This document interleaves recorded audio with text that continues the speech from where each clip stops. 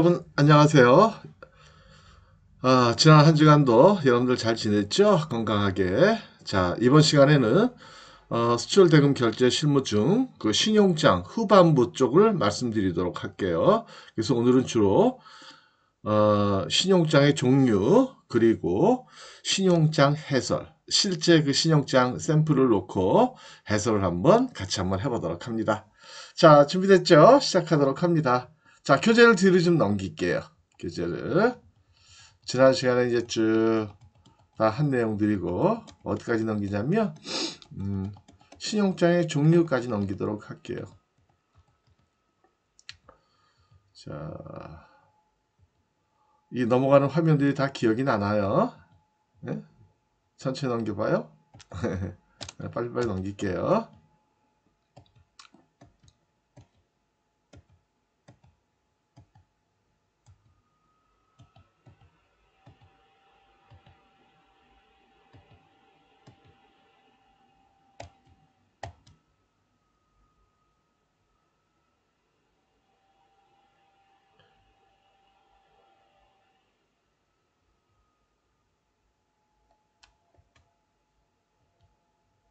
자, 여기부터 보도록 합니다.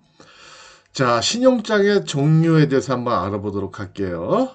자, 신용장의 종류라는 거는요, 신용장에 써 있는 특정 조항을 기준했을 때 어떻게 부른다라는 거예요. 그러니까 신용장의 종류가 여러 가지가 있다는 거는 전혀 아니라는 얘기죠. 종류가 여러 가지 있다는 게 뭐 어류, 그럼 뭐 고등어도 있고 참치도 있고 꽁치도 있고 이렇게 여러 가지 종류가 여러 가지 있다는 게 아니고요. 신용장은 하나인데 신용장이라는 거는 전 세계적으로 통일된 양식을 써요. 하나예요, 하나. 근데 신용장에 보면 조항들이 굉장히 많이 들어가 있거든요. 그래서 어떤 조항을 기준했을 때 어떤 신용장이다 이렇게 부를 수 있다는 거죠. 예를 들면 나라는 사람은 한 사람이죠. 그렇죠? 백상현이라는 저는 한 사람인데 저를 어느 각도에서 보느냐에 따라 가지고 어떤 관계에서 보느냐, 제가 어떤 일을 하느냐에 따라서 저를 여러 가지 부를 수 있다는 거죠. 물론 여러분들은 저를 부를 때 당연히 교수님 이렇게 부르겠죠. 그렇죠? 근데 제가 이제 이 기업체 제가 이제 주로 그 교육 강의 나가는 데가 뭐 삼성전자 반도체나 아니면 뭐 비롯한 우리나라 종합상사들, 그다음에 정부기관 뭐 이런 데들, 일반 중소기업체들 그렇거든요. 근데 그런 데 가면 저를 뭐라고 부를까요? 그때는 강사님 이렇게 부르겠죠. 집에 오면 아빠, 혹은 여보 이렇게 불리겠죠. 그렇죠? 회사에 가면은요. 사장님 이렇게 직원들은 저를 불리겠죠. 마찬가지라는 거예요. 신용장은 하나인데 신용장에 어떤 내용들이 써 있느냐에 따라 가지고 여러 가지 명칭, 어떻게 보면 명칭이다라고 하는 게 더 맞을지도 모르겠어요. 그렇죠? 신용장의 다양한 명칭. 그 명칭이 왜 다양하게 생겼느냐? 신용장에 여러 가지 뭐가 있다고요? 조항이 있으니까 그 조항에 따라 가지고 부르는 명칭이 달라진다라는 거죠. 먼저 자, 그러면 신용장의 종류를 보면은요. 1번 화환 신용장과 무담보 신용장. 다른 말로는 무화환 신용장 이렇게 나눌 수가 있다라는 거예요.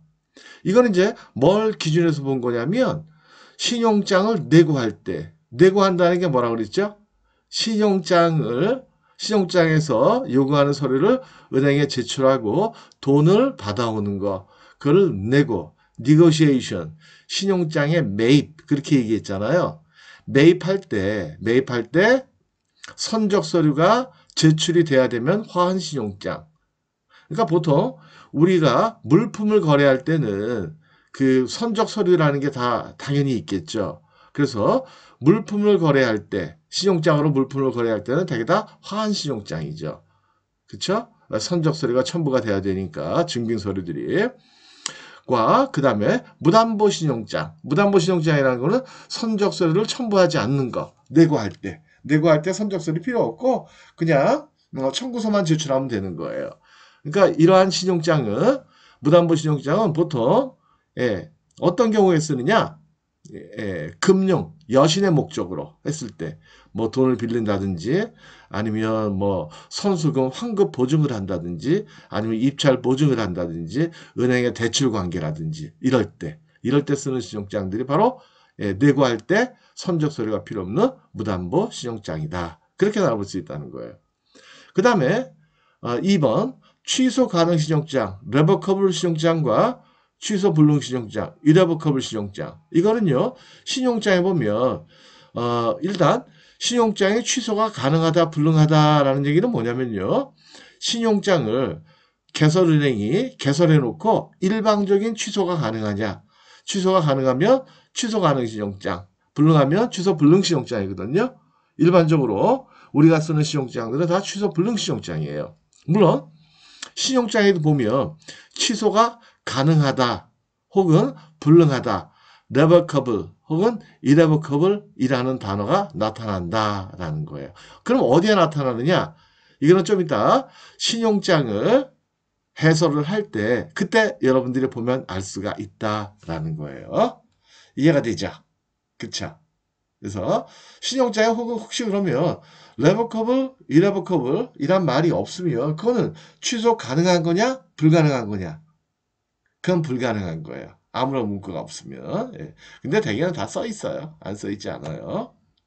그 다음에 확인 신용장과 미확인 신용장. 이거는 뭐냐면 우리 신용장에 확인이라는 걸 배웠잖아요. 그렇죠?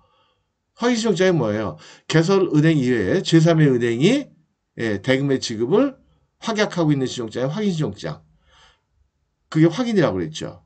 그렇게 제3의 은행이 확인이 되어 있으면 확인 신용장, 안 되어 있으면 미확인 신용장. 근데 대개는 미확인 신용장이 많다라는 거예요. 언뜻 생각하면 확인 신용장이 많을 것 같죠? 미확인 신용장이 많아요. 왜요? 확인 신용장이 많다는 거는, 미확인 신용장이라는 거는 되게 발행하는 은행이 자기 스스로 우리 은행은 신용도 별로 좋지 않아. 우리 언제 망할지 몰라. 심하게 얘기하면 그걸 스스로 자인하는 거예요. 그러니까 미확인 신용장 아니죠. 다시요. 확인 신용장이라는 거는 개설하는 은행이 자기가 신용이 약하니까 우리 회사 우리 은행 언제 망할지도 몰라. 심지어는 그럴 때 그런 걸 대외적으로 나타낸다 이렇게 볼 수도 있다는 거죠. 그러니까는 제3의 은행으로부터 확인을 받는 거 아니겠어요, 그죠? 그래서 확인 신용장은 드물다라는 거예요. 매우 드물어요. 나도 실제로 확인 신용장은 내가 확인한 적은 나도 별로 기억이 안 나요. 그래서 확인 신용장이라는 거는 다시 정리하면 개설하는 은행이 신용도가 현저히 낮을 때 제3의 은행이 대금을 지급하겠다라는 약속을 추가한 신용장, 이런 신용장이 확인 신용장이다. 근데 이런 확인 신용장은 발행이 된다는 게 어떤 의미예요? 개설은행 입장에서는 우리 은행은 신용도가 떨어지는 은행이야. 이걸 자인하는 게 되니까 별로 안 쓴다라는 거예요. 그 다음에 4번 상환 청구 가능 신용장과 상환 청구 불능 신용장. 먼저 상환 청구라는 게 뭐냐? 이거는 매입은행이 수출상한테 돈을 지급하고 나서 나중에 개설은행한테 돈을 못 받으면 수출상한테 야, 너 전번에 가져간 돈 내가 지급해준 돈 돌려줘. 다시 입금해. 라고 얘기하는 게 상환 청구하는 거거든요. 그게 가능한 신용장이냐 불가능한 신용장이냐. 그래서 with recourse H와 without recourse credit 이렇게 나눠볼 수가 있다는 거죠. 근데 우리나라에서 지금 취급하는 신용장은 거의 100% 상환 청구 가능 신용장이에요. 왜요? 은행 입장에서 돈을 개설은행한테 못 받았는데 수출상한테 회수를 못하면 은행한테 엄청난 타격이 있을 거 아니에요. 그러니까 은행의 입장을 고려해서 상환 청구는 무조건 가능하도록. 다시요. 상환 청구는 누가 한다? 매입은행이. 누구한테 한다? 수출상한테. 어느 경우에 한다? 수출상한테 돈을 지급했는데 개설은행으로부터 돈을 못 받았을 때 그때 한다라는 거예요. 그 다음에 일람 출급 신용장과 기환부 신용장. 이거 매우 중요해요. S사이트 신용장이다라면 이거는 바로 매입은행이 수출상이 돈을 청구하면 바로 지급해 주는 거고, 기한부 신용장이라는 건 말 그대로 대금을 청구하면 일정 기한이 지난 다음에 지급하는 신용장이다. 그래서 SITLC와 유산스 LC 그렇게 나뉜다라는 거예요.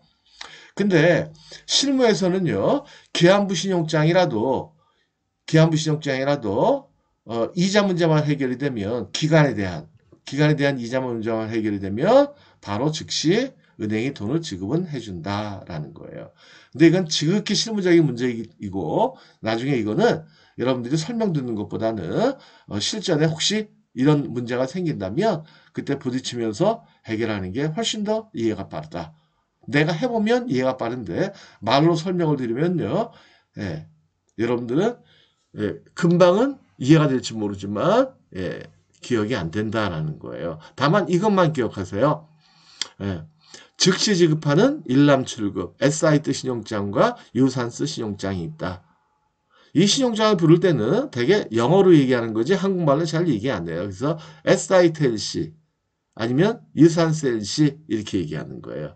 일람출급 신용장 이런 말 어려워서 잘 쓰진 않아요. 그냥 한국말로 SIT 즉시 지급 신용장과 기한부 신용장, 외상 신용장이 있다. 셀러 입장에서 봤을 때 그렇게 기억하시면 되겠다.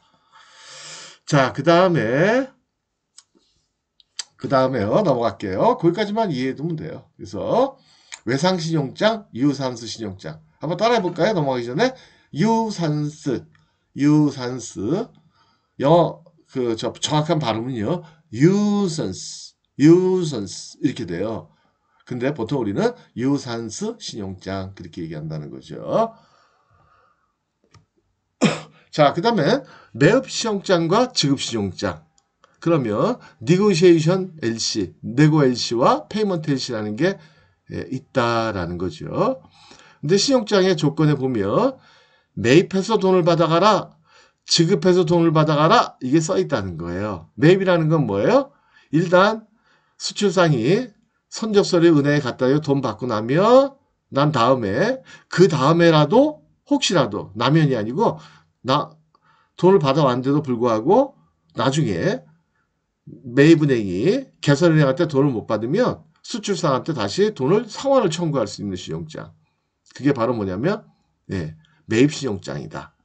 지급신용장이라는 지급이라는 건 뭐냐면 말 그대로 지급해주고 끝난다. 나중에 돈 상환 청구하는 경우가 없다라는 거예요. 그게 바로 지급신용장이다. 그래서 지급신용장 같은 경우에는 환원을 제출하지 않는다. 그 다음에 양도 가능 신용장과 양도 불능 신용장. transferable credit, non-transferable credit. 이 크레딧이라는 게 바로 신용장이에요. LC라고 얘기해도 되고. 그래서 신용장은 양도가 가능하다고 그랬잖아요. 근데 양도하는 경우는 우리나라는 거의 없어요. 그래서 양도 가능 신용장, 양도 불능 신용장은 신용장상에 양도 가능이면 transferable 이렇게 써 있어요. 안 써 있으면 그거는 non-transferable예요. 양도가 안 된다라는 거예요. 그리고 신용장은 한 번만 양도가 가능하다. 근데 우리나라는 신용장 양도하는 경우는 거의 없다라는 거예요. 그 다음에 원신용장, 마스터 크레딧 한번 따라해 볼게요. 마스터 크레딧. 그 다음에 로컬 신용장, 로컬 크레딧, 로컬 LC, 마스터 LC, 로컬 LC. 자, 이건 뭐냐면요. 마스터 LC라는 거는 우리가 지금 공부하고 있는 이 신용장을 그냥 마스터 LC 그렇게 얘기해요. 그러니까 외국으로부터 들어온 신용장. 그냥 LC라고 얘기해도지만 내국 신용장과 구별하기 위해서 마스터 LC 그런 말을 쓴다라는 거죠. 그 다음에 내국 신용장. 내국 신용장이라는 거는 마스터 LC를 근거로 해서 국내 은행이 발행한 신용장은 내국 신용장이다라고 얘기한다라는 거죠. 그럼 어떤 경우에 내국 신용장을 발행하느냐? 국내에 있는 수출상이 만약에 청바지를 수출한다 했을 때 청바지 제조업체가 아니고 수출업체예요. 제조는 안 해. 그럼 청바지를 사야 되잖아요. 그 청바지를 살 때 돈 주고 우리나라 국내에서 사는 게 아니고 은행을 통해서 또 신용장을 발행해 준다는 거예요. 제조업체한테. 그런 용도로 쓰는 거. 이걸 그래서 보통 무역금융이다 그렇게 얘기를 하기도 해요. 그래서 그래서 그런 목적으로 사용되는 국내 은행이 개설한 내국 거래에서 사용되는 신용장은 내국 신용장 로컬 LC라고 얘기한다. 보통 로컬 그렇게도 얘기 많이 해요. 한번 읽어볼게요. 원 신용장은 수입상의 요청으로 해외에서 개설된 신용장이다. 그쵸? 그러니까 해외로부터 직접 받은 신용장. 내국 신용장은 외국으로부터 받은 원 신용장을 받은 원시정장을 기준으로 해서 수출업자가 원자재 또는 수출용 완제품. 원자재라는 건 뭐예요? 내가 청바지를 제조하고자 하는데 청바지 제조에 필요한 원단. 이런 것들이 원자재예요. 완제품이라는 거는 내가 청바지 수출할 때 청바지 자체를 내가 구매하는 거. 완제품 조달을 원활하게 조달하기 위하여 원신용장을 견질러 국내 공급자를 수익자로 하여 발행되는 국내 신용장이다. 그러니까 내국 신용장은 신청인은 누구예요? 수출상. 누구한테 신청해요? 국내 은행한테. 받는 사람은 누구예요? 국내에 있는 물건 공급자. 그렇게 된다는 거예요. 이해가 되죠? 좀 어렵나요? 나중에 이제 얘기 듣고 나서 여러분들이 혹시 무역적으로 진출하면 그때 이제 대개 기업체들이 내국 신용장들을 많이 개설을 해요. 그때 보면 여러분들이 금방 알아요. 그래서 지금은 로컬 LC라는 것도 있구나. 해외에서 받은 LC는 마스터 LC고 국내에서 개설되는 신용장이 로컬 LC구나. 내국 신용장 그렇게만 기억해도 돼요. 그 다음에 기타 또 이제 특이한 신용장 또 있는데 뭐 특이하지도 않아요. 보면 매입 제한 신용장 이거는 뭐냐면 매입은행이 제한된 신용장이에요. 그 다음에 오픈 신용장 하는 거는 매입은행이 제한되지 않은 거. 예를 들면 신용장을 받았는데 신한은행에서 매입하세요. 그러면 그런 거를 restricted LC. 그 다음에 아무은행, 애니뱅크, 아무 은행에서나 매입하세요 라고 써 있으면 오픈 신용장. 이것도 나중에 신용장 보면 알아요. 해설할 때 또 얘기해 줄게요. 그 다음에 리볼빙 LC라는 게 있어요. 리볼빙 회전 신용장. 이거는 동일 품목을 지속적으로 거래할 때 매번 신용장을 개설하는 불편을 피하기 위해서 그 다음에 또 뭐 수수료도 아끼고 하기 위해서 개설하는 건데 거의 쓰지 않아요.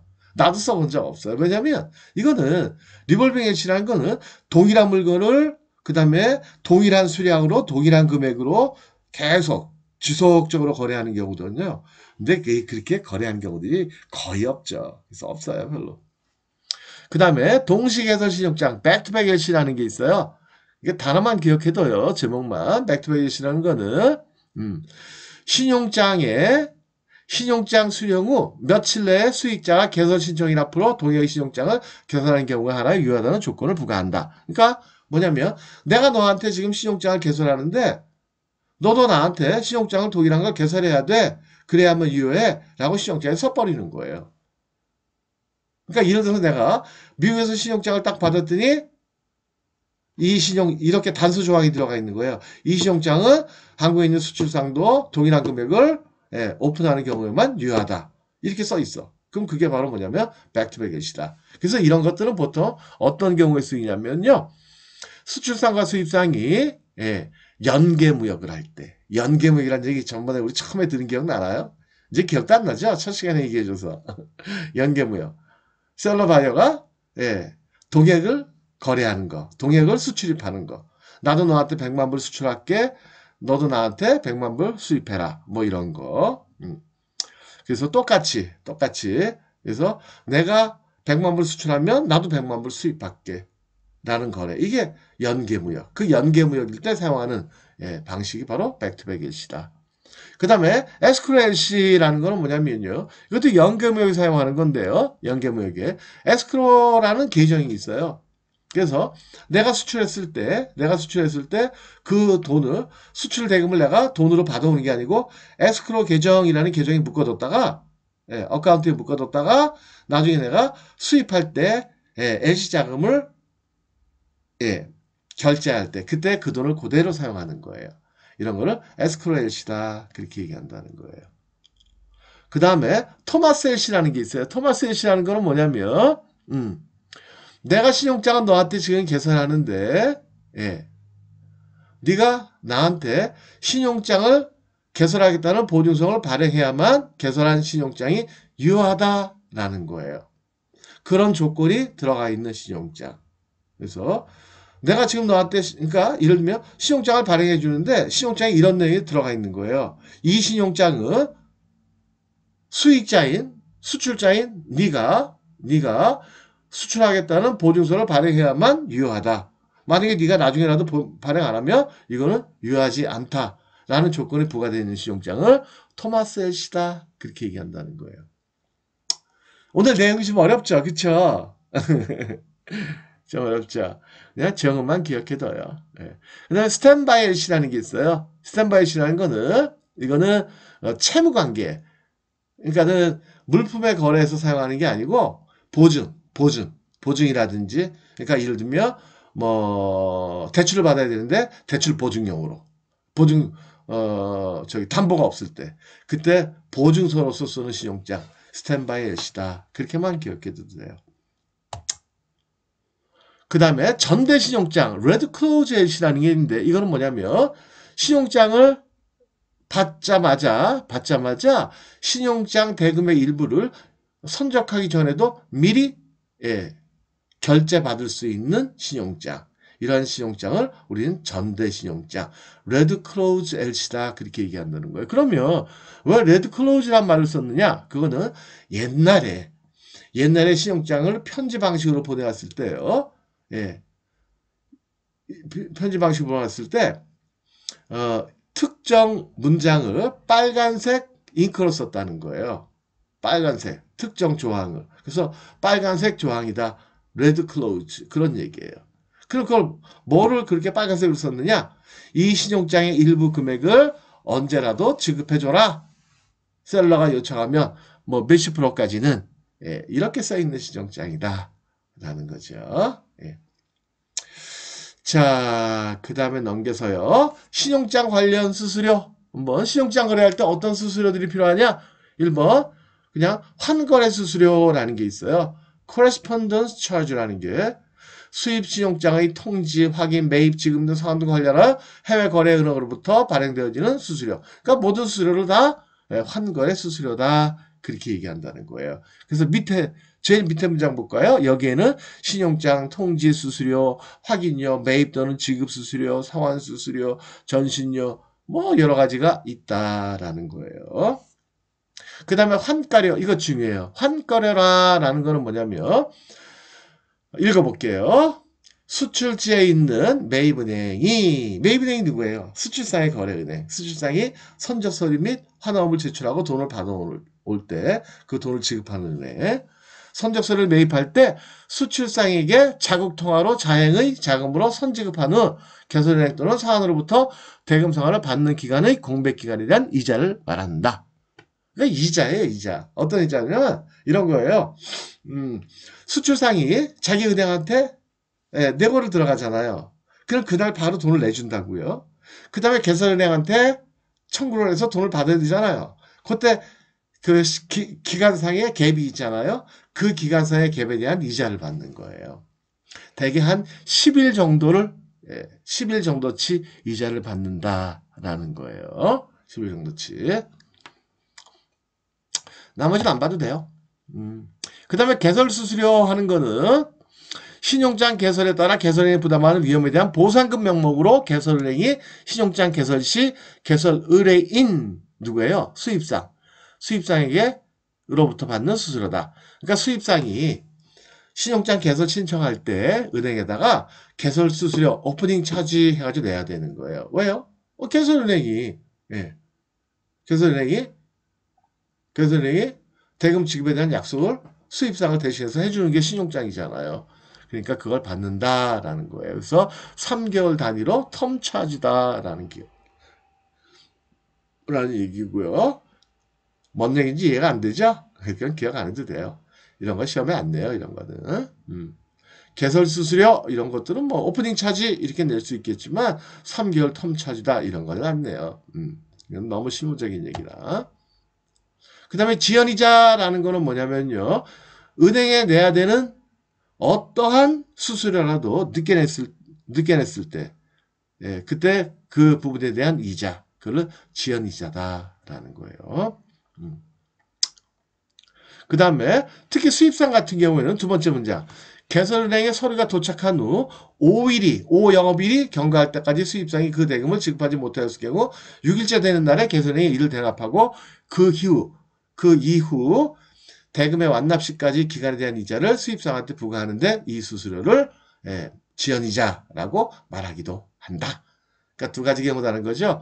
어떤 거든지 늦게 냈을 때, 어떤 수수료든지 늦게 내면 지연이자를 내야 되고, 수입상이 선적서류가 도착하고 나서 5일이 지났는데도 대금을 지급하지 않으면 6일째부터 완납할 때까지 기간에 대한 이자, 그것도 지연이자다. 그렇게 얘기한다는 거죠. 미입금 수수료, 예스차지라는 거는 은행이 미처 받지 못한 수수료를 나중에 추가로 청구하는 거예요. 이거를 less charge. 그러니까 은행이 당연히 받아야 될 수수료인데 본인의 실수로 못 받았다. 그래도 청구를 해요. 그거를 less charge다. 그렇게 얘기해요. less charge. 자, 그 다음에 또 넘겨볼게요. 자, 이제부터는 신용장 해설을 해보도록 할게요. 자, 봐요. 이게 신용장 제일 첫 페이지고요. 또 넘겨볼게요. 이게 신용장의 본문, 이게 신용장의 본문, 여기 신용장의 본문. 그래서 딱 보니까 영문으로 다 써있죠? 이게 대개 신용장은 다 영문으로 써있어요. 이게 신용장이에요. 그래서 신용장이란 건 돈이 아니고 눈으로 보이죠? 예. 그쵸? 예, 서류죠? 서류예요. 서류. 예. 자, 그래서 신용장을 내가 빨리 한번 해설을 해보도록 할게요. 여러분들은 신용장 보는 요령이 굉장히 중요해요. 그래서 메뉴에 보면 HSBC 트레이드 서비스라는 거는 HSBC라는 은행이 있어요. 예, 은행 영업점 그런 뜻이에요. 예, 무역 영업부 그런 뜻이죠. 그러니까 여기서는요, 그 HSBC 뱅크가요, 얘가 통지은행이에요. 통지은행.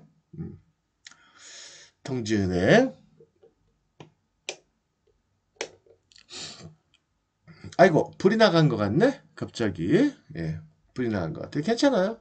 예, 뭐 차지는 돼 있으니까 계속 강의하도록 할게요. 그래서 통지은행하는 게 뭐라고 그랬죠? 신용장을 수주사한테 전달해 주는 은행. 근데 왜 외국 은행이야? 그러니까 HSBC 은행이 한국에 지점이 있어요. 그러니까 수출상의 거래은행이 HSBC였었고, 얘가 통지은행이다. 그 다음에 여기는 지금 뭐 신용장의 일부는 아니에요. 이거는 지금 첫 화면은 이거는 통지 안내문이에요. 통지 안내문. 그 다음에 New DC Advice 하는 거는 New DC Advice 하는 거는 New DC는 Documentary Credit Advice 하는 건 통지예요. 그러니까 새로운 신용장을 통지한다. 그 다음에 그 밑에는 ICOM 이렇게 써있죠? 이게 수출상이에요. ICOM Co Ltd. 그러니까 이 앞에 있는 통지문은요. 이거는 통지은행마다 다 달라요. 은행마다. 그러니까 그냥 있으니까 내가 설명해 주는 거지. 신용장마다 여기는 다르다. 신용장 본문이 통일이 돼 있다라는 거예요. 뭐 전화번호, 팩스번호 뭐 이렇게 쭉 나왔죠. 그 다음에 누구누구 귀화해가지고 다큐멘터리 크레딧 넘버 신용장 번호는 몇 번이고 그 다음에 for US 달러 28,240.35불 요거는 뭐예요? 신용장 금액 전체 금액이 얼마고 issued by 그러니까 개설은행은 홍콩 앤 샹하이 뱅킹 커퍼레이션 홍콩. 그러니까 이거는 공교롭게도 개설은행은 홍콩에 있는 HSBC 통지은행은 한국에 있는 HSBC. 그러니까 수출상과 수입상이 둘 다 어느 은행을 거래한다? HSBC. 홍콩 샹하이 뱅킹 커퍼레이션. 홍콩 앤 샹하이 뱅킹 커퍼레이션. 이게 HSBC예요. 엄청 큰, 엄청 믿을만한 은행이에요. 그 다음에 그 문장 하나 나와 있죠? 이게 이제 통지 안내문이에요. 이건 사실 나중에 읽을 필요 없는 거예요. We advise receive the attached documentary credit. 우리가 누구예요? 통지은행. 통지은행은 advise, 통지한다. 뭐를? 알려준다. 뭐를? 첨부한 신용장을 받았다는 것을 첨부한다. Please check the terms and conditions. terms and conditions은 조건이에요. of this credit. 크레딧은 신용장이고 이 신용장의 조건은 immediately 빨리 체크해보고 and note that note하는 건 뭐예요? 필기하라는 게 아니고 알고 있어라. 알고 계시기 바랍니다. That we are unable to make any changes. 우리 통지은행은 어떠한 변경도 할 수 없다. 뭐에 대해서? 신용장에 대해서 without issuing bank authority. 개설은행이 승인하지 않으면 아무런 변경도 할 수 없다. 따라서 should any of its terms or conditions be unacceptable. 이게 무슨 문장이에요? should가 먼저 나왔어요. if죠, if. 그쵸? 고등학교 영어 문법 시간에 배웠죠? 예. 그래서 만약 신용장의 조건들을 받아들이기 어렵다면 그 다음에 쭉 보면 please contact the opener. opener는 누구예요? 병따개가 아니고요. 오프너 아니고. 그쵸? 오프너 주세요. 그게 아니고 개설은행을 얘기하는 거예요. 개설은행. 개설은행에 연락해라 뭐 그런 뜻이에요. 그래서 읽을 필요 없다는 거예요. 그래서 그런 얘기가 들어가 있는 거예요. 그 다음에 그 밑에 문장은 This advice is subject to uniform customary practice for documented credit. UCP를 따른다 그런 얘기죠. 그 다음에 그 밑에 보면 This advice constitutes a documentary credit issued by the above bank. 예. 위에 언급된 은행에 의하여 발행된 신용장의 일부로서 구성이 역할을 한다라는 거예요. 근데 여기 뭐 지금 역할을 한다고 해도 할 것도 없고 현실적으로는 이거는 신용장 본문은 아니다라는 거예요. 예. 그 다음에 should presented with documented credit draft for negotiation payment bank. 그래서 신용장을 내고할 때 이 전면도 같이 매입은행에다가 제시해라 라는 거예요. 자, 여기부터가 신용장의 이제 본문이에요. 맨 위에 보면 this is a system generated advice and therefore no signature is required. 그러니까 시스템은 자동으로 개설이 됐고 그 다음에 그래서 사인은 없다. 그 다음에 first copy 뭐 의미 없는 거고 그 다음에 AUDH 쭉 보지 말고요. 그 다음에 본문은 여기부터요. 이제 신용장 지정 본문은 여기 밑에 세 번째 칸에 보면 27번, 40A, 20, 31C, 31D, 50 이렇게 쭉 번호가 써 있죠. 그 다음에 이게 이제 항목 코드고요. 그 다음에 항목 제목이 써 있죠. 맨 위에 27번 Sequence of Total. 그 다음에 Form of Documentary Credit. 요게 다 통일이 되어 있다는 거예요. 항목 번호나 항목 제목이나 수록된 순서나 전 세계적으로 통일이 되어 있다. 그래서 Sequence of Total 하는 거는 뭐예요? Sequence of Total 하는 거는 내가 여러분들한테 물어볼 일이 아니죠. 여러분들은 처음 봤는데 그쵸? 예.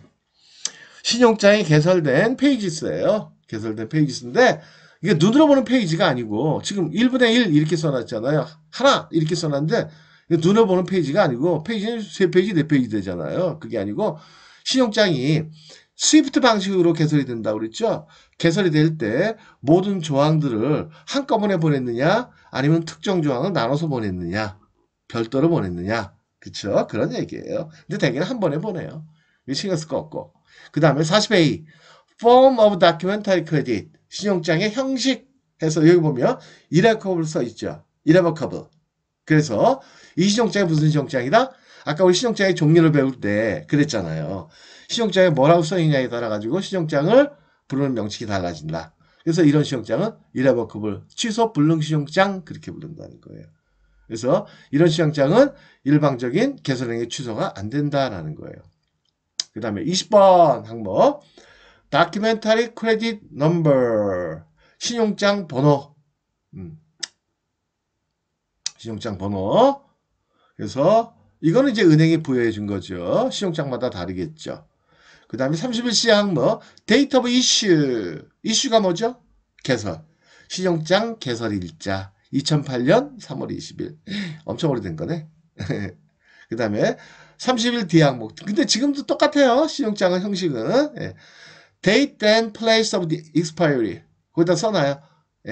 요거를 신용장의 유효기일 영어로는 expiry date에서 ED라고 얘기해요. 유효기라는 건 뭐냐? 이 신용장을 내고해야 되는 마지막 날짜. 요 날짜까지는. 코리아는 또 뭐예요? 코리아는. 예. 데이트 앤 플레이스니까 요 날짜까지 한국에다가 제출해라. 한국의 은행에 도착시키십시오. 한국의 은행에 요 날짜까지 서류를 접수하세요. 이런 얘기예요. 그래서 만약에 여기다가는 뭐 한국이 써 있을 수도 있고 홍콩이 써 있을 수도 있죠. 근데 대개는 한국으로 써 있어요. 수출지로. 왜냐면 홍콩으로 써 있으면 수출사 입장에서 급하잖아요. 그렇죠? 그죠? 왜냐면 우리가 한국에 있는 은행에다 서류를 제시하게 됐을 때 그게 다시 홍콩까지 들어가는데 또 시간이 필요하잖아요. 날짜가. 그죠? 50번 애플리컨트. 얘는 누구라고 그랬죠? 수입상. 이거 봐요. 그래서 신용장에는 바이어, 임포터 이렇게 안 써 있고 애플리컨트 이렇게 써 있다는 거예요. 읽어볼까요? 수입상의 회사가 이름이 뭐예요? 칼막스 가먼트 FTI Ltd. FTI Ltd 주식회사 그런 뜻이에요. 블록 C, 10th floor, 그죠? 던덱스 빌딩. 네. 그 다음에 59번 항목 베니피셜리 누구예요? 수출상. 한국에 있는 수출상 아이컴이다. 32항목 currency code amount. 이거는 currency code and amount예요. currency code라는 거는 지급 통화. 그러니까 내고 들어갔을 때 어떤 통화로 결제해 줄 것이냐. 그 다음에 and amount. 금액은 얼마냐. 그래서 currency code는 US 달러고 그 다음 amount는 28,240불이다. 자, 여기서 퀴즈요. 퀴즈. 자, 이 숫자 앞뒤에 이렇게 우물정자 표시가 되어 있죠? 그쵸? 이걸 왜 써놨을까요? 잠시만 5초만 생각하도록 합니다. 왜 써놨을까? 여러 가지 생각이 떠오르시죠? 예. 금액을 변경 못하게 하기 위해서? 아니에요. 이거는 오타예요, 오타. 보통은 그냥 그 숫자만 써 있어요. 자, 그 다음에 39A 항목 PCT 퍼센트 약자를 쓴 거예요. 크레딧, 신용장, 어마운트, 금액, 톨러런스라는 건 과부죠. 그래서 신용장 대금을 매입을 청구할 때 플러스 마이너스 3%를 과부적을 허용한다라는 거예요. 그래서 만약에 10만 불이다 그러면 10만 불에서 3%면 얼마예요? 3,000불인가요? 그쵸? 플러스 마이너스 300불인가요? 어쨌든 뭐예요? 10만이니까 1억이니까 10만이면 1억이니까 1억 1000만원 100만원 10만원이 맞네. 그쵸? 플러스 마이너스 30만원이 아닌데? 1000만 300만원이죠. 300만원 플러스 마이너스 300만원이 만약에 1억이라면 더 청구해야 되고 덜 청구해야 된다는 얘기예요. 41D 항목 available with and available by. available with 하는 거는 뭐냐면요. 어떤 available 하는 거는 어떻게 결제를 받아 가십시오. 그런 뜻이에요. 그래서 어디서 어떤 방식으로 받아 가세요. 어떤 방식으로 받아 가세요? with HK 샹하이 홍콩 뱅킹 코퍼레이션 서울 코리아. 그러니까 HSBC 은행에서 받아가세요. 근데 네고 방식으로 받아가세요. 네고 방식이라는 게 매입. 우리가 배웠던 거. 다른 방식이 있느냐? 있어요. 지급이라는 것도 있다고 그랬잖아요. 그래서 이런 신용장을 뭐라 그래요? 은행이 제한되어 있으니까 지급 제한 신용장. restricted LC. restricted LC. 지급 제한 신용장. 여기다 애니뱅크 이렇게 써 있는 경우가 더 많아요. 그러면 그건 뭐야? 오픈 LC. 그쵸? 신용장의 종류를 얘기할 때. 그 다음에 네고시에이션 방식으로 받아가라 그랬으니까는 네고 신용장, 매입 신용장 그렇게 얘기한다는 거예요. 그 다음에 42C 항목 드래프트 앳 이렇게 써 있죠. 드래프트가 뭐라고 그랬어요? 환원. 그래서 어음의 지급기일 다시 말하면 어음의 지급기일이라는 건 뭐냐면 어음은 누가 쓰는 거예요? 수출상이 지급기일에다가 앳에다가 draft to be drawn at site 이렇게 쓰라는 거예요. 사이트. 그래서 이런 신용장은 뭐라고 그래요? at site 신용장. 그러니까 수출상이 환원에다가 돈 언제 주세요? 라고 기간을 쓸 때 SIT 이렇게 써놓는단 말이에요. 그럼 즉시 준단 말이에요. 그래서 SIT 종장. 반대로 뭐가 있다고 그랬죠? 유산스. 유산스가 기억이 안 나면 유산슬 이렇게 한번 기억해봐요. 내가 저번에 얘기했죠? 유산스. 그래서 리을자만 빼는 거예요. 유산슬은 뭐예요? 뭐예요? 중국 요리. 시키면 늦게 나오잖아요. 천천히 나오죠. 기다려야 나중에 나오잖아. 그쵸? 그래서 천천히 나온다. 그래서 기한보다 외상이다. 그런 얘기예요. 그 다음에 사실대학 들어 이 해놓고는 name and address. 들어 이 기재하고 그 다음에 name과 그 다음에 address 주소도 기재해라. 들어 이는 누구예요? 환화음의 지급인. 예, 지급하는 사람. 그러니까 개설은행이 일반적으로 개설은행이겠죠. 예, 신용자의 지급인은 누구예요? 개설은행이잖아. 그치? 그래서 개설이 누구냐? The Hong Kong and Shanghai Banking Corporation Limited 먹곡 오피스. 그러니까 홍콩에 있는 HSBC가 지급은행이다. 라는 거예요. 매일 지급은행. 이해가 되죠? 그 다음에 43P 항목. Partial shipment. Partial. 분할 선적. Partial은 거 분할. 분할 선적. Allowed.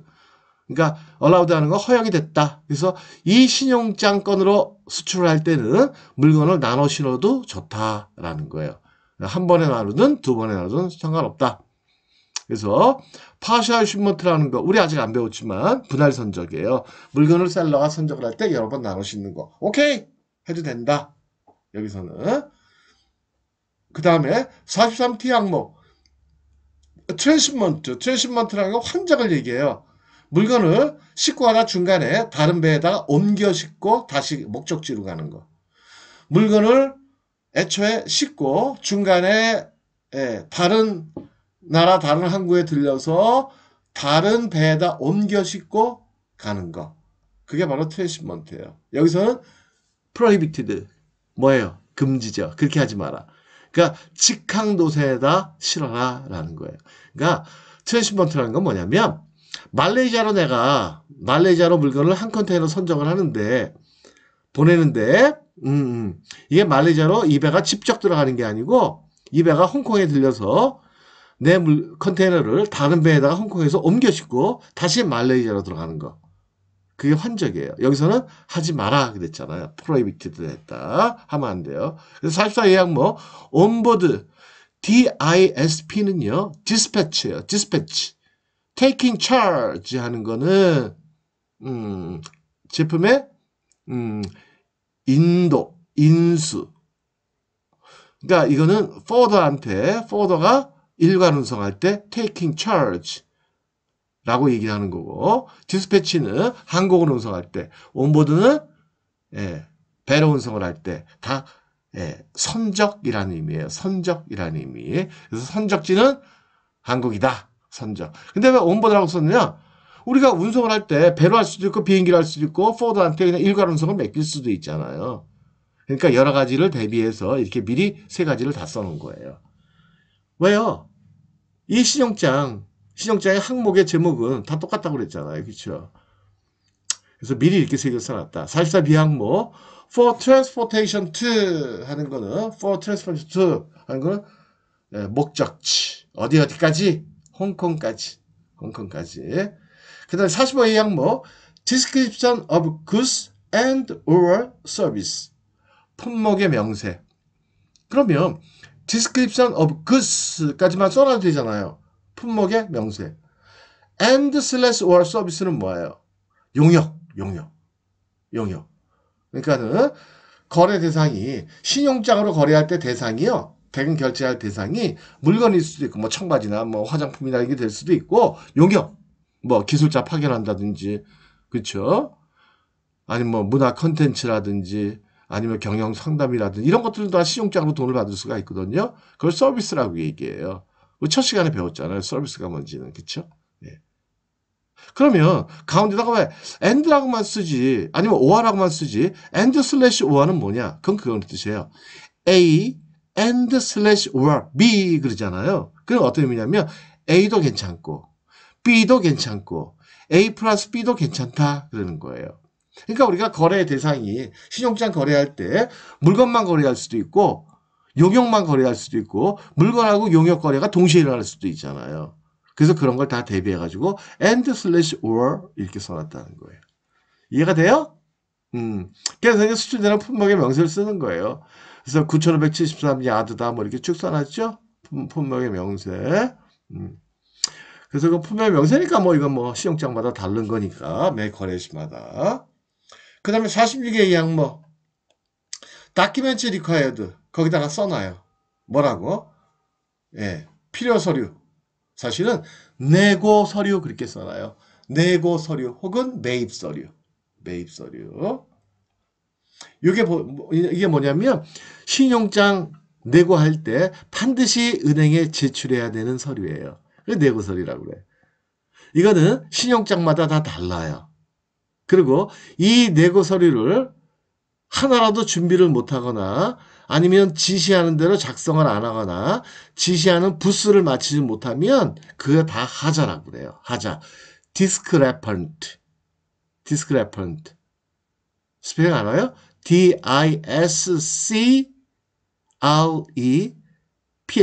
discrepant. 라고 얘기하거든요. 하자. 하자가 있으면 돈 줘요? 안 줘요? 신용장 통일 규칙에 하자 서류에 대해서는 대금을 지급하지 않을 수 있다. 이렇게 써 있단 말이에요. 그래서 이게 무서운 거예요. 신용장 거래할 때, 예, 선적은 잘했는데, 선적 서류 제대로 못 만들어서, 내고 서류 만들 때 실수해서 돈을 못 받으면 어떡하나, 라는 걱정들을 실전에서는 참 많이 하게 돼요. 그래서 신용장 거래를 수출상이 기피하는 경우들도 있더라라는 거예요. 근데 대개 신용장에 보면은요, 제출해야 되는 서류 하나하나 앞에다가 헷갈리지 말라고 이렇게 십자표를 붙여놓거나 아니면 번호를 붙여줘요. 그래서 십자표시 붙어 있는 거, 그게 하나의 서류예요. 그래서 보면 신용장마다 요구하는 서류는 다르지만 그래도 1번, 2번, 3번 여기까지는 대개 다 요구해요. 1, 2, 3번. 첫 번째, 두 번째. Signed Commercial Invoice 뭐예요? 예, Commercial Invoice. 상업소송장. 두 번째는요. Packing and Weight List. 포장 명세서. 3번은요. Full Set Original Clean On-Board Marine. 그 다음에 Bills of Lading. 이게 제목이 서류의 제목이에요. Bills of Lading. BL이라는 거예요. BL. BL을 요구하는 거예요. 그러니까 이 서류를 내고할 때 첫 번째 준비해야 될 서류가 뭐예요? 상업소송장. 몇 부? Signed Commercial Invoice in Triplicate에서 세 부를 준비하는 거예요. 세 부. 그 다음에 Signed Packing List, 그 다음에 BL. 근데 보면 뭐 Full Set, Original, Clean, On-Board, Marine, Bills of Lading, Made out to Order, Endorsed in Blank 이렇게 막 써 있잖아요. 이것까지 설명은 시간 너무 많이 가. 여기까지는 여러분들이 지금 안 배워도 돼요. 안 배워도 되고 Please. 제발 잊지나 말아요. 뭐를? 46A 항목에 뭐가 써있다? 내고서류가 써있다. 이 내고서류는 반드시 제출해야지. 그 다음에 반드시 지시하는 대로 작성을 해야지. 조금이라도 지시와 틀리게 되면 그거를 뭐라고 그런다? 한국말로 신용장의 선적서류, 내고서류, 하자라고 얘기한다. 하자. 하자 말자의 하자가 아니고요. 문제가 있다. 하자가 있다. 영어로는 discrepant 그렇게 얘기한다는 거예요. 이해가 되죠? 그 다음에 그래서 첫 번째 요거 하나만 볼게요. 내가 한번 해설을 한번 해줘 볼게요. signed라는 건 뭐냐면 커머셜 인부에서 꼭 사인해 그런 뜻이에요. 안 하면 안 돼. 안 하면 그것도 하자예요. Commercial Invoice in Triplicate 세 부를 제출하십시오. 그 다음에 An extra copy of invoice for Asian Bank's file is required. 한 부를 더 추가해라. 뭘로요? 개설은행 파일링용으로. 예. 두 번째는요. Signed Packing and Weight List in Triplicate. 마찬가지죠. 사인한 패킹 리스트 세 부. 밑에 Full Set 하는 거는 예. 이건 BL에 관한 얘기라고 그랬죠. 세 번째 서류는. 풀셋은 BL 세 부를 얘기해요. 오리지널 세 부. 그 다음에 클린 하다는 거는 하자가 없는. onboard하는 거는 선적이 돼 있음을 증명할 수 있는. 머리라는 거는 도착지가 외국인. bill of lading을 발행해라. 그런 얘기예요. made out to order 하는 거는 이렇게 작성해라. made out 작성해라. 어떻게? to order라고. 어디에다가? BL의 consign 안에 order to order 이렇게 써라. 그런 얘기예요. endorsed in blank 하는 거는 endorsed 배서해라. in blank라는 거는 백지 배서해라.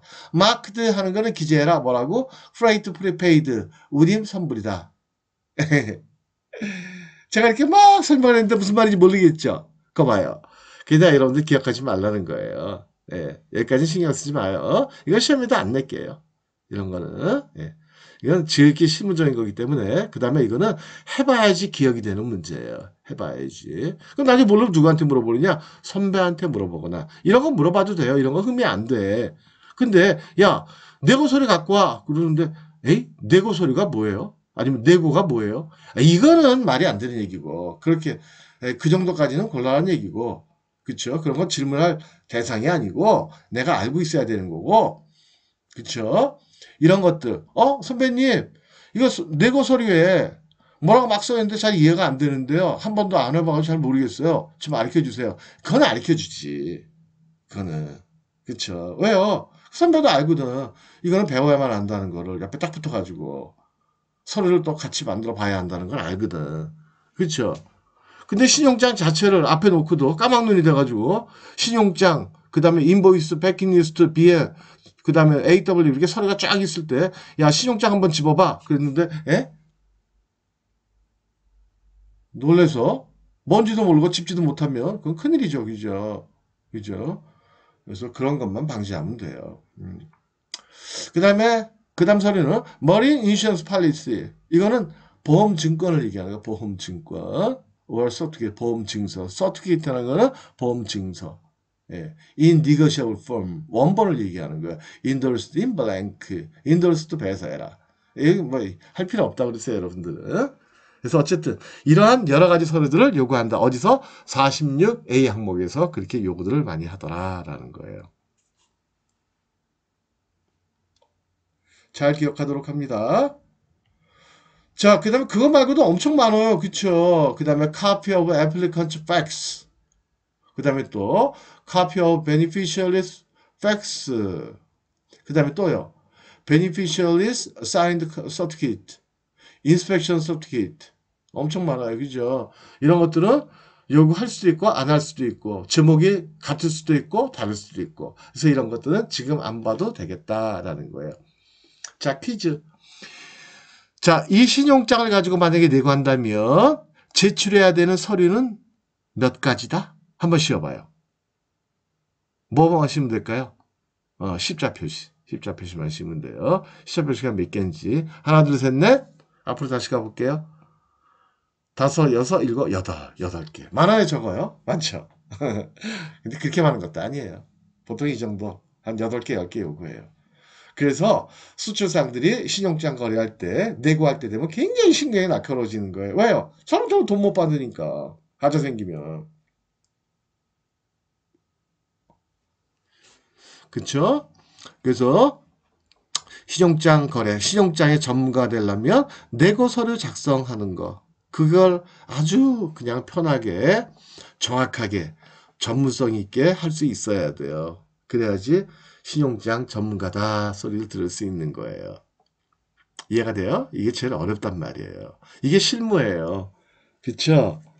우리가 보통 신용장 그러면 두꺼운 책을 가지고 신용장에 아까 뭐 종류 같은 거 이런 거 막 복잡하게 막 배우잖아요. 복잡하게 써 있잖아요. 뭐 국제무역사 1급 시험 보려면 그런 것들 막 공부해야 되고. 그건 나중에 다 필요 없어요. 그런 것들. 실전에서는. 신용장 이렇게 볼 줄만 알고 신용장을 보고 어떤 내용이다라는 것만 알고 그 다음에 뭘 알아야 돼요? 뭘 알아야 돼요? 예. 내고서를 알아야 돼요. 그리고 아까 중요한 거 빼먹었네. 아까 여기 ED 있었죠? ED. 봐봐요. 어디 있어요? 항목 번호가 31D 항목. 이 ED는 이게 만약에 ED가 01이면 ED는 연장을 시켜줘요. 그래서 예를 들어 10월 30일까지 내고해야 되는데 10월 30일 일요일이다. 그럼 그 다음날 내고해도 돼요. 근데 그 다음에 보면 여기요. 가운데쯤 보면 45A 항목에 보면 쭉 밑으로 내려가다 보면 뭐가 써 있어요? color, quantity, yard, shipment latest 거기 써 있죠? shipment latest 찾았어요? 찾았어요? 거기다 표시. 거기다 SD, S/D 이거를 선적기일 그렇게 얘기하는 거예요. 선적기일. 그래서 그 밑에 써 있죠? 블랙 6277 야드는 언제까지 이게 선적이라 써 있잖아요. 그죠? 이게 선적이래요. 근데 보통은 이 선적이를 쭉 빼놓거든요. 별도의 항목으로. 근데 여기는 같이 들어가 있네요. 이거 뭐 쓰기 나름이니까 괜찮기는 해요. 근데 보기는 좋지 않죠. 이게 중요한데. 아주 중요해요. 왜냐면 이 선적 날짜를 안 지키면 돈을 안 주잖아. SD. 이 SD는요. 잘 기억해둬요. SD는 이거는 공휴일이라도 반드시 그 날짜를 지켜야 돼요. 연장이 안 돼요. 아까 ED는 연장이 된다고 그랬죠? SD는 연장이 안 돼요. 이거 내가 나중에 분명히 시험 문제 낼 거예요. 이거 확인한다고 내가 확인할 거예요. 잘 기억해둬요. ED는 연장이 된다 안 된다? 된다. SD는 연장이 된다 안 된다? 안 된다. 왜요? SD는 왜 안 될까요? 선적하는 날짜가 공휴일이더라도 공휴일날 비행기 떠요 안 떠요? 떠요. 배 출항해야 안 해요? 출항해요. 그러니까 상관이 없다는 거지. 그래서 연장을 안 시켜준다는 거예요. 그 다음에 46의 항목 아까 얘기한 대로 매입 서류다라는 거. 그 다음에 47의 항목 additional condition 특수 조건, 부가 조건 부가 조건이라고 하면 특별 조건 그렇게 받아들여야 돼요. 이 조건도 반드시 지켜야 돼요. 그래서 사실은 여기에 아무것도 없는 게 제일 좋고 있으면 반드시 지켜야 돼요. 근데 아무리 없더라도 첫 번째 건 있어요. Document to be presented within 7 days after the date of shipment. 선적 후 7일 이내에 다큐멘트. 여기서는 선적서를 얘기해요. 선적서를 7일 이내에 은행에 제시하고 돈 받아가라. But within the validity of this credit. 이 신용장의 유효기간 이내여야 한다. 만약에 7일을 적용했더니 유효기간이 넘더라. 그러면 유효기간 내까지. 그러니까 유효기간이나 7일 이후나 이 중에 빨리 도래하는 날 그때까지 해라라는 거예요. 이해가 돼요? 예를 들어가지고 3일날 선적을 했어. 그럼 7일 더해서 10일까지는 내고를 해라. 그런 얘기. 제출해라 서류를. 그쵸? 7데이지니까. 그죠? 10일까지는. 그런데 신용장 유효기를 딱 봤더니 8일로 돼 있어. 그럼 10일이 아니고 8일날까지 해라. 그런 뜻이에요. 이해가 되죠? 그 다음에 3% 뭐 할 수 이런 건 뭐 볼 필요도 없고 없는 것들이 더 많으니까 in case of this overdrawn 이것도 뭐 없는 경우들이 많고 at the time of negotiation 이것도 없는 경우가 많고 그 다음에 봐요. A US dollar 50 fee plus or relative cable charges will be deducted. 옆에다가 써놔요. 환가료. 이게 환가료예요. 그래서 환가료를 아니다. 환가료가 아니고 이건 뭐야? 하자비용. 하자비용. 미안해요. 하자비용.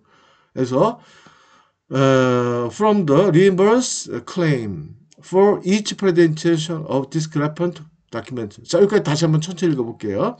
A US dollar 50 fee plus all relative cable charges 50불 더하기 관련된 통신 비용이 will be deducted 공제가 될 것이다. 어디로부터 공제가 돼요? From the reimburse claim. reimburse claim이라는 건 뭐냐면 지급하는 돈, 상환 금액, 지급하는 돈에서 이 비용을 빼고 주겠다라는 거예요. 이 비용을 50불 플러스 통신 비용을 빼고 주겠다. 그러니까 신용장 금액에서 이 비용 빼고 주겠다는 거예요. 뭐에 대해서? For each presentation of discrepant document. discrepant가 뭐라고 그랬어요? 하자 서류에 대해서 각각의 하자 서류에 대해서 50불 플러스 통지 비용을 빼겠다. 그런 얘기예요. 여기까지만 보면 돼요. 그래서 이게 하자 비용이에요. 모든 신용장은 이 하자 비용에 대해서 다 얘기를 하고 있어요. 그래서 47A 항목에 보면 첫 번째 document presentation 이게 중요하고요. 그 다음에 맨 밑에 A US 달러 50 B 플러스 이게 중요하다는 거예요. 기억하겠죠? 그 다음에 72 항목 charges, all banking charges outside Hong Kong. 홍콩을 제외한 지역에서 발생하는 모든 비용은 including 어떤 비용? advising charge, advising negotiation commission. negotiation commission 이게 바로 환가래요. 환가 및 통지 수수료를 포함한 홍콩에서 발생되는 비용 제외한 모든 비용들은 are for the account of beneficiary. 수익상이 내라. 수출상이 내라. 라는 얘기예요. 수익자가 내라. 그 다음에 confirmation instruction 없어요. 그래서 이런 것들을 예, non confirmation LC다. 예. 그래서 무확인 신용장이다라고 얘기하는 거예요. 확인 신용장이 아니고. 78번 instruction to paying, accept, negotiating bank. 요거는요. 은행끼리 하는 얘기예요. 그래서 개설은행이 매입은행이나 아니면 상환은행한테 하는 얘기예요. 무슨 얘기냐면 document must be 매입 서류는 must be dispatched by registered mail in one cover to our work office. 우리 개설은행으로 보내라. 예. 그러면 돈을 주겠다. 이런 내용이 써 있다는 거예요. 이해가 되죠? 72번 마지막 sender to receiver information 간단한 거예요. sender는 개설은행, receiver는 통지은행.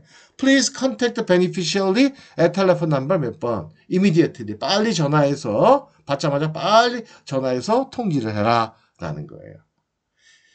자 이렇게 해서 신용장 해설을 마쳤고 예, 오늘 강의도 여기까지예요. 자 이렇게 해서 3주에 걸쳐가지고 대응 결제에 대해서 내가 설명을 했거든요. 이해가 좀 되나요? 그쵸? 결제 방식 세 가지 뭐뭐가 있다. TT, 컬렉션, H가 있다고 그랬죠? 여러분들 잘 기억하시기 바랍니다. 자, 여러분들 그러면 이번 주 한 주도 예, 코로나 조심하시고요. 그 다음에 또 건강하고 행복한 한 주가 되길 바랄게요. 이제부터 다음 주부터는요. 다른 주제를 갖고 예, 강의를 하도록 할게요. 자, 여러분들 수고했습니다. 마치겠습니다.